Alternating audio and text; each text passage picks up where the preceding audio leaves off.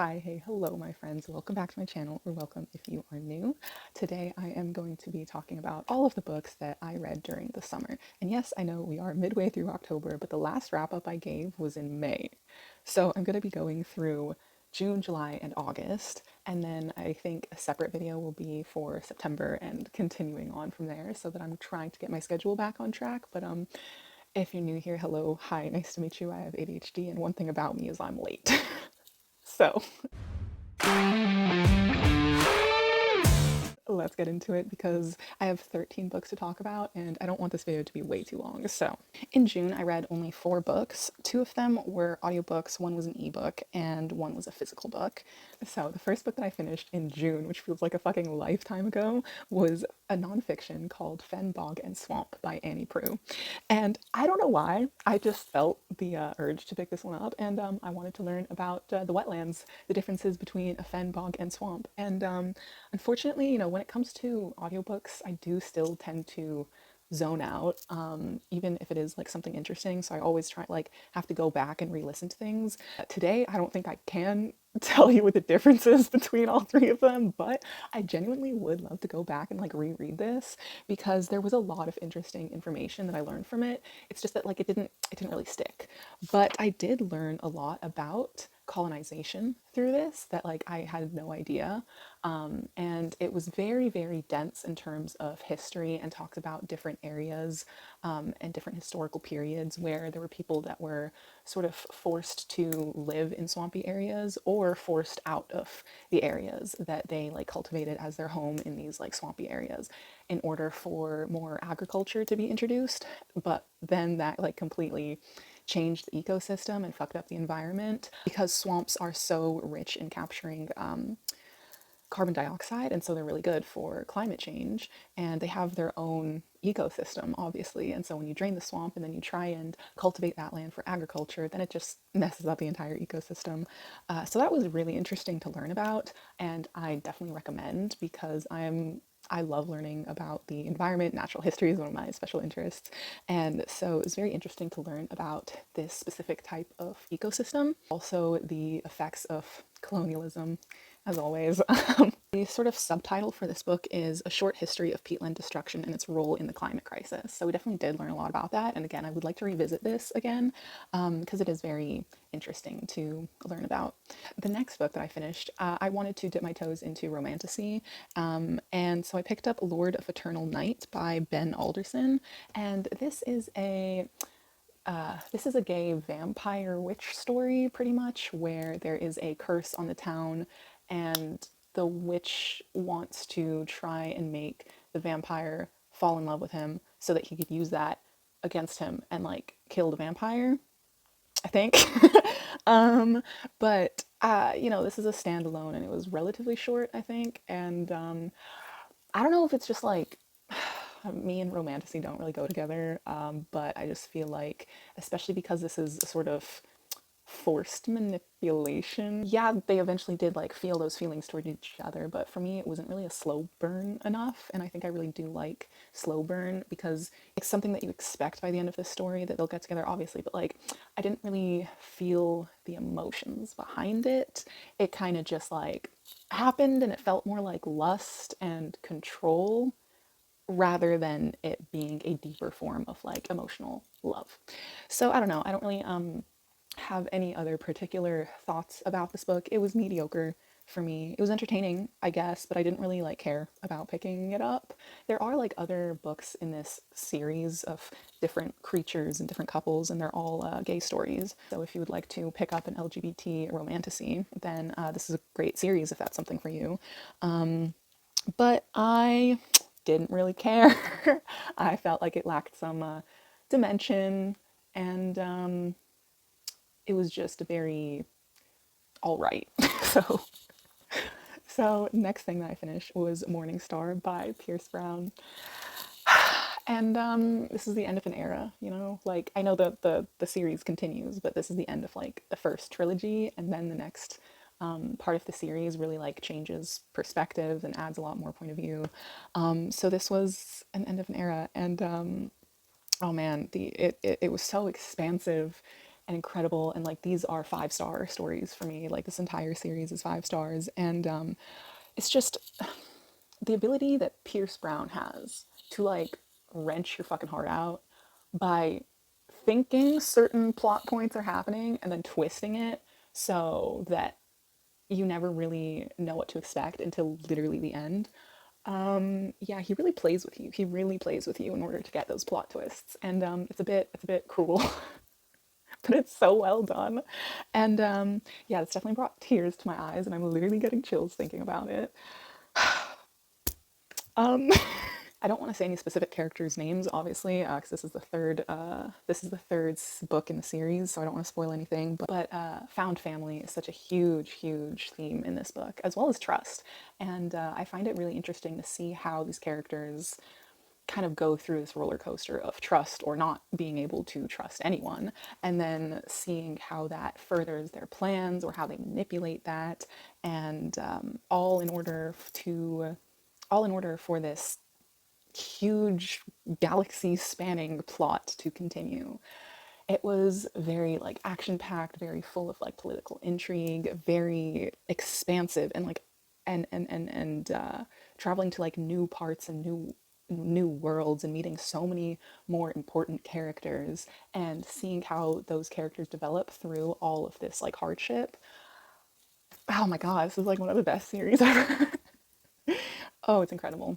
I didn't say what this is about, but this is a sci-fi, like a space opera, dealing with heavy and dark themes and political intrigue and a caste system that are trying to rebel against the authorities and create a better world and create a better change.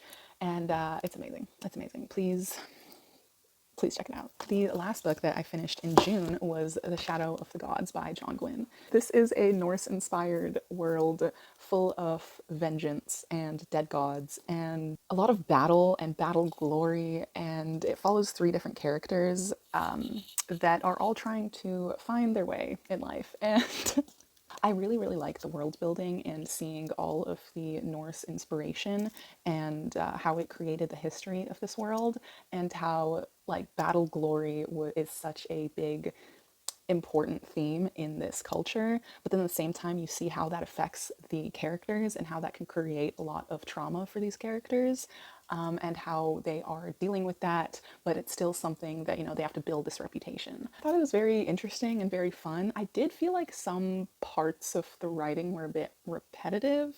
This is the first John Gwynne that I've read, and I hear all the time that he's really good at writing battle scenes, and I do agree, though I do feel like some of them were a bit short.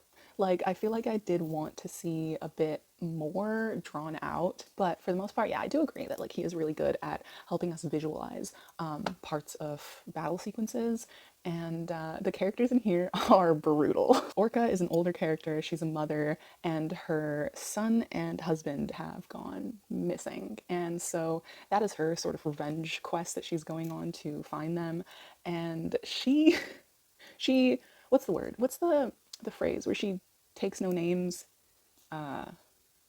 takes no shit. She takes no shit. Like she takes no shit. She takes names. Um, and she is so badass. Like she does not hesitate. She does not hesitate to cut a bitch down, and she's very badass. Seeing seeing the found family aspects within the other character Varg, very heartwarming, especially with his history and where he's coming from and his sort of revenge quest as well. It was really nice to see like the found family aspect for him. And then Elvar, very cool. I like that she's also, you know, building a reputation for herself. She has a very important role within her like clan. I definitely can't wait to pick up the next book because of how it ended and how these characters are going to converge and their stories are going to intertwine. I'm very interested to see how that will continue. Now, for the books that I read in July, I also read 4 books in July. 3 of them were audiobooks, and one of them was a physical book. And so the first one I finished was Psycho by Robert Bloch. And I had never seen the movie before, and I still haven't watched the movie, but you know, since it's such a staple in horror, I already knew or could anticipate, I guess, what the plot was and where it was going. But I didn't really know like the specifics. But either way, there wasn't really any major twists that I didn't see coming. It was all like pretty predictable because it is a staple. And so it was fun. Like it was definitely like interesting to read this original material. I mean, it was entertaining. I don't really have any like specific thoughts or feelings about it. I guess like it was fun. It was entertaining.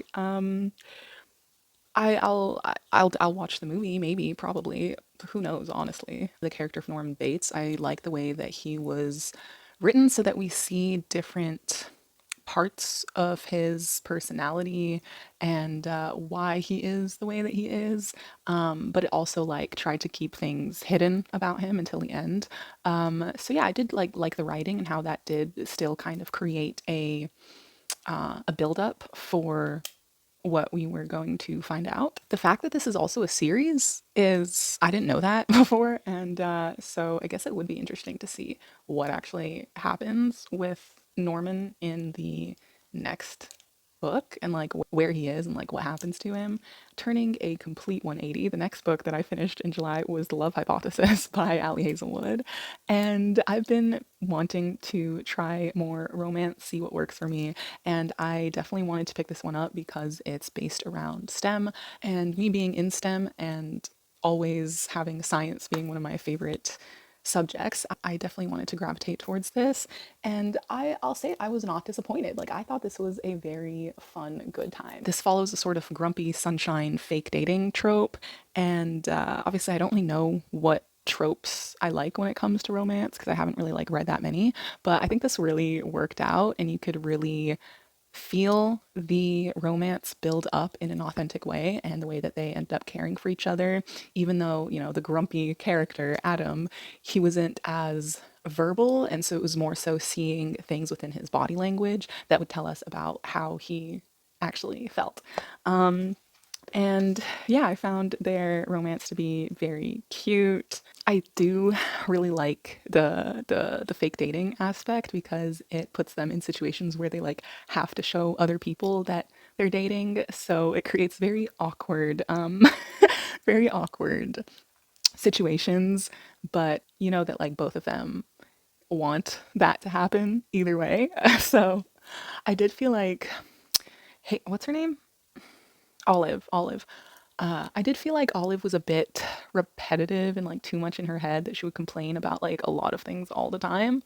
But you know, obviously I understand that one of the things that she'd complain about a lot is like being in her PhD, which trust me, I understand that. I'm not doing a PhD, but I'm doing a master's, and I definitely related to her on a lot of these aspects of being sleep deprived, constantly having to live up to these expectations and this competitiveness in academia, as well as being a broke student. I definitely resonate with that. The stress of academia and the competitiveness is something that is, you know, you're always striving to do your best. It can either be very rewarding or continue to be stressful because you're not always going to get the results that you want, especially when it comes to research in science.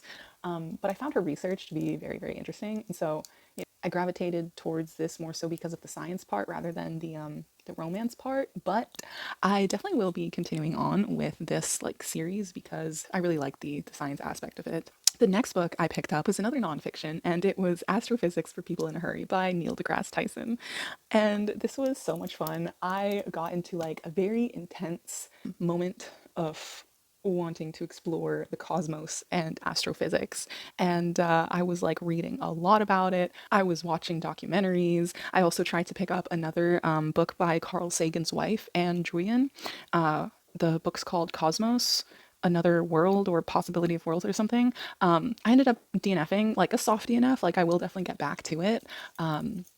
But my my hyperfixation kind of like died down, and so I kind of just like stopped picking it up. But while I was in that hyperfixation period for the cosmos and astrophysics, this was a really, really fun book and something that I definitely did learn a lot about, and another one that I do want to continue to go back to and reference and like read it again and learn these things again. I listened to it on audiobook, and it was narrated by Neil deGrasse Tyson himself, which makes it like very personal. And he also throws in a lot of like dad jokes in there, which I always appreciate. From the title, it's Astrophysics for People in a Hurry. This is a really short book. The audiobook I think was only 4 hours, and so you can learn about all these really interesting concepts in a very short amount of time. Just pick it up, read one chapter, and you'll learn about neutrinos and black holes and cosmic rays, and it's really cool. This encompasses so many concepts within astrophysics, from like small tiny like molecular concepts in order to then explain greater things of the cosmos and of the galaxies, and how like everything is connected, and how like the physics that we learn here on Earth can be applied to the physics of the galaxy and like different planets, and how that is a sort of constant. Like physics and mathematics are a constant, and I find that so interesting. My favorite science has always been biology, but I love learning about like all different types of science so much. So this was very fun to listen to and learn from, and I will be going back to it. The last book that I read in July broke my fucking heart.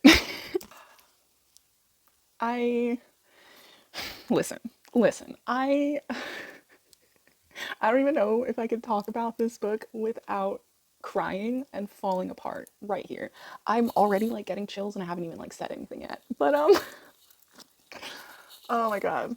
Bro, baby, Gabrielle Zevin, like you have an art of grabbing my heart straight through my chest and just like twisting it and then just like leaving it so that I live with a constant ache.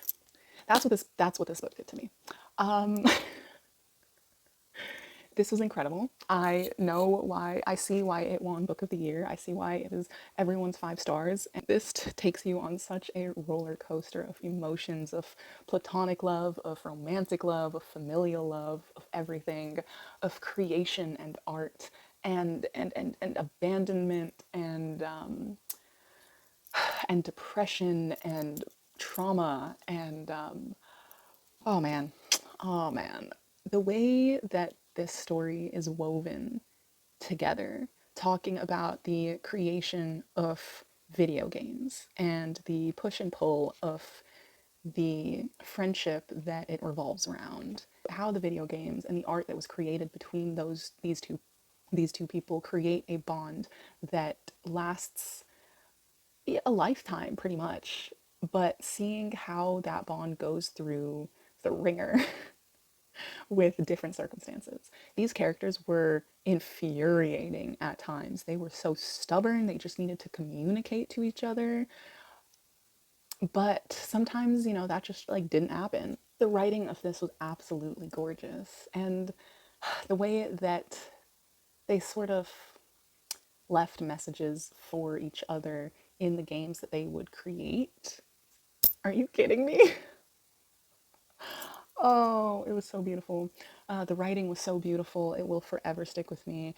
It's lyrical and it's raw and it's steeped in reality of the fragile connections of humanity. Like the messages this book has about human connection and about disability and self worth and family and creation is incredible. It is so special. This will be one of my top favorite books of the year and of many years to come. Creating an unbreakable bond through art and the act of creating is, I feel like, what humanity is about, because that cultivates love, that cultivates connection, that cultivates trying to understand the other person's mind. And yeah, this was very special book. I love it so much. And it made me cry like a baby. Even though I did get spoiled for the big main thing that happened, but it still like hit me like a truck, especially because of the way that it was written. And now moving on to August. I read 5 books in August. 3 of them were physical books, one was an ebook, and one was an audiobook. And so the first one I finished was The Call of the Wild by Jack London. This was one of my best friends gave me this book because it's one of his favorite books. I was thinking to save this for the winter because it is set in the Arctic, but I read this in the middle of summer and it was actually really good. I am personally a bit more intimidated by classics. I don't really read classics, but there are a lot that I do want to try to get into. And I think this was very easy. This is a story from a perspective of a dog in the 1930s, 20s or something, being used to pull sleighs in the Arctic during a gold rush. I think it's set in Alaska. I can definitely see why this is my friend's favorite book and how he can resonate with this because of the themes of working hard and being beaten down, but then like building yourself up and creating a reputation for yourself and having this call to the wild, being called towards freedom and the feeling that and the feeling that he felt when he was really in his element, and the fact that he found that he had a purpose, but he was very torn towards loyalty and love and freedom. And it really does resonate with you, even though, this is perspective of a dog.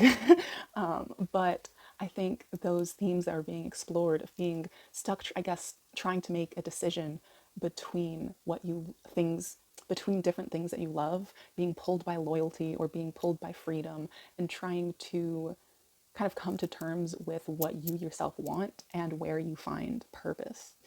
Really strong message in here. This talks about the pull between life and death and survival and having to do what's necessary in order to survive, and the freedom that comes with feeling alive.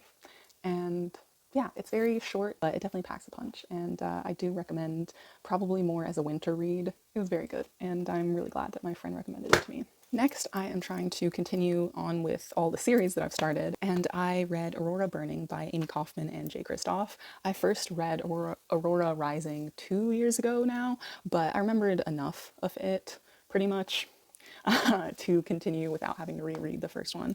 And it took me a while to get into this, but eventually it became pretty fast paced because of what we are discovering and dealing with from what happened in the first book. And this is basically about these 6 space cadets in a school that they were all thrown together in a group kind of as a last option, and they're just this ragtag group of cadets that don't really get along with each other, but then a found family is cultivated and they discover a girl in a spacecraft that crashed, and she was in cryosleep for I think 200 years. And so she is trying to reorient herself, being the last survivor and trying to understand what the hell actually happened on the aircraft that she was on, and why it crashed. The second book definitely goes into very expansive very, very expansive concepts that is kind of more of a cosmic war, and it's intense and it's very action packed. I read this mostly on ebook, but then I listened to half of it on audiobook, and the audiobook was really, really good because it also has some like sound effects, and all of the characters are narrated by different people. It was very fun. It was a very good like audiobook experience, so I would recommend this as an audiobook if you want to get into it. It's young adult, it's fast paced, there is also some romance in it, and yeah, I liked seeing how these characters kind of came together more, but then they were also had to be ripped apart due to certain circumstances and trying to complete their missions, as well as new characters that have a really big role in the plot that were introduced in the second book. And the cliffhanger that this ends on is so like literally a cliff, like something huge happens and then it just ends. So yeah, I will definitely be finishing this trilogy soon because that was an interesting ending. The next book I finished is a new release, and it's Horror Story by Paul Tremblay. And I really liked Head Full of Ghosts by Paul Tremblay that I finished I think in January, and I'm really interested to check out all of his other works.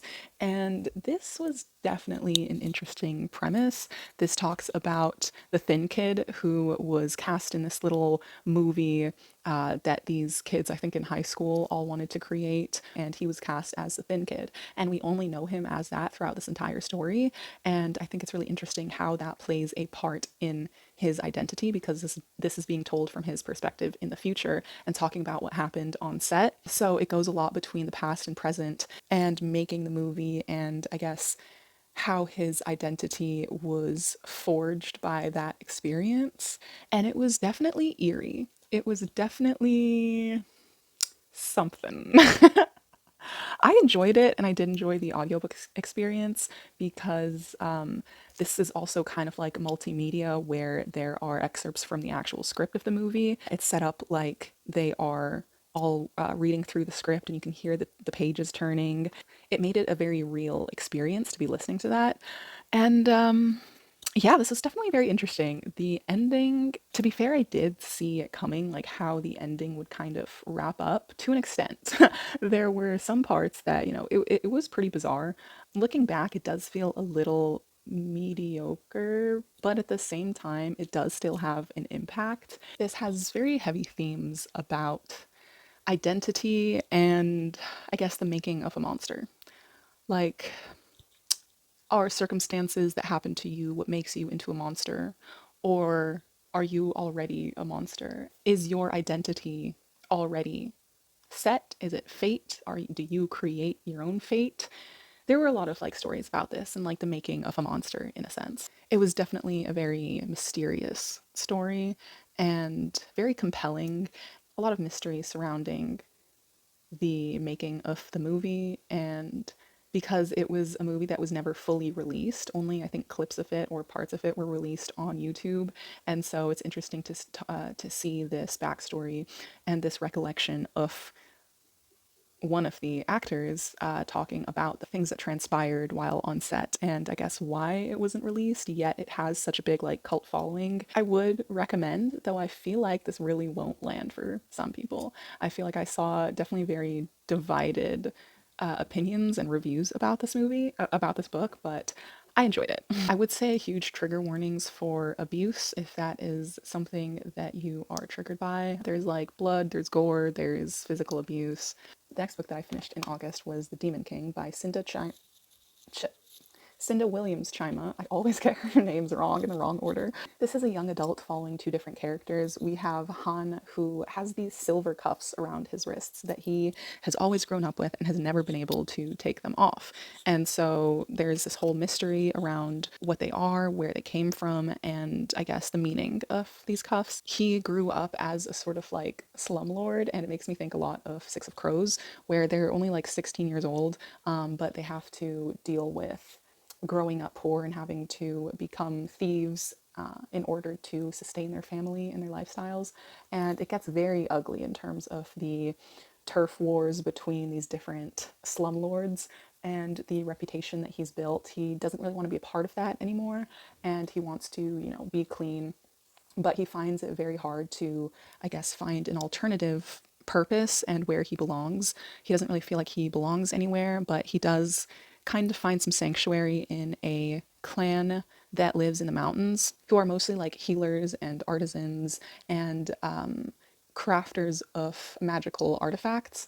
And then this also follows Reza, who is the princess. She is very isolated and she hasn't really learned very much about history or the world or I guess what it means to rule the territory, also because her mother, the queen, kind of is being influenced and she has a very like naive and manipulated view where honestly she hasn't really taught her daughter much about what's going on in the other territories, because at this point they're in an era of peace. There isn't conflict in their territory, but there is conflict down south, and so Reza really wants to learn about the rest of the world and what is actually going on in the rest of the world and how she can be ready to eventually be a queen and to eventually rule, and she wants to learn more about life outside of the castles. And yeah, their stories collide in some way, and I really, really enjoyed this book. I got through this so fast. It's young adult, but it's not too juvenile, but it does still really capture the essence of being 16. You know, this does deal with crushes and the fact that her name day is coming up, and when she turns 16, that's when she's like eligible for marriage. Her mom wants her to like arrange a marriage for her, and there's all of this pressure around that, but she doesn't really want that. She thinks, you know, that she'll have time for that. She just wants to learn how to be a better person until then. I really like the world building because this deals a lot with a very rich, I guess, history of their country and who the Demon King is, and how centuries ago there was a Demon King that he was a wizard that his power got way out of hand, and then he caused destruction. And we learn a lot more about that history and how parts of those stories may have been lost in translation, and that the story isn't all what people think that it is. And this deals a lot with conflict between wizards and healers, and the certain clans and agreements that were made in order to keep the wizards' powers in check so that nothing like that happens again. This was a really, really fun adventure. I really liked it. Since the characters are 16, there's still a lot of room to grow and a lot of things that they don't know, and so I definitely found that very steeped in reality, and a lot of it makes sense, and that we want to see these characters grow and learn about the world and how to become better people. Finally, the last book that I read in August was The Lies of Flock Lamora by Scott Lynch. And boy, did this take me a long time to get through. When I hear reviews about this, nobody ever actually tells you what it's about. I thought that this would be more so like a heist story. This is about this band of brothers, found family, that are all thieves and how they make it through life. Yes, that is true, but I think in order to better manage your expectations, this is very slow paced, and it really dives into a present and a past perspective and these two timelines coming together about this band of brothers and how they were raised in order to become this notorious group of thieves. And so we are taken a lot into the history of the world. The world building is very interesting and pretty heavy, but there isn't necessarily magic, or like magic isn't really a big focus. It's kind of just like an undercurrent theme within this. This definitely focuses a lot, I guess, on different gods that are revered within the culture, and it's mostly just talking about gangs that are set up within the world and how the gangs are fighting against each other, and how there is one leader of the gang that is being rivaled by another and they want to vie for power, and how Locke Lamora is being dragged into this plot pretty much, while at the same time Locke and his band of brothers is trying to pull off their own sort of heist and their own plans, which, you know, don't really go according to plan. So that's pretty much the story of it. This took me a very long time to get through because the writing is very dense and very slow, and I didn't really know what to expect from it and where the plot was going at all. Kind of just felt like continuous backstory. It all did come together to be a very enjoyable story. I really liked learning about all the training that these characters went through in order to be this notorious group, and notorious thieves, and how they got their reputations. I feel like everyone that talks about this book and that I see reviewing it, it's one of their favorites. It's like a 5-star. It definitely didn't really land a 5-star from me, but I think the more it sits with me, the more I'm coming to appreciate it. I think the most interesting part for me was learning about the world, and there's so much unanswered, unexplained things about this world, which I would definitely like to learn more about. But I feel like the next book is going to go in a completely different direction. So we'll see, I guess, if we'll get the same sort of backstory and history of the area that they were in here. This did incite quite some strong emotions, and I did end up really connecting with this story and caring about these characters. And it was definitely adventurous and it was very fun. It's just that, I feel like I didn't get the right sort of expectations or explanation from any reviews. It was very interesting to see all of the different like roller coasters of the story, and how when things went wrong you had to adapt and create a new part of plan. And it was very interesting to see like how Locke Lamora's mind worked and how he cultivated these plans and executed all of these fun, deadly missions. And that's a wrap. Thank you once again for tuning in, for sticking with me, for listening to me yap about these books and my special interests. Like this video if you like it, subscribe if you would like to hear more about my reading journey, and if you would like to let me know that you're here, you can leave a wave emoji, some water emoji, to symbolize pretty much, I think, my favorite book out of all of these. I hope you had a fun summer, that it was very fulfilling, and that you are now turning your attention into spooky season and really embracing the spooky season that is coming.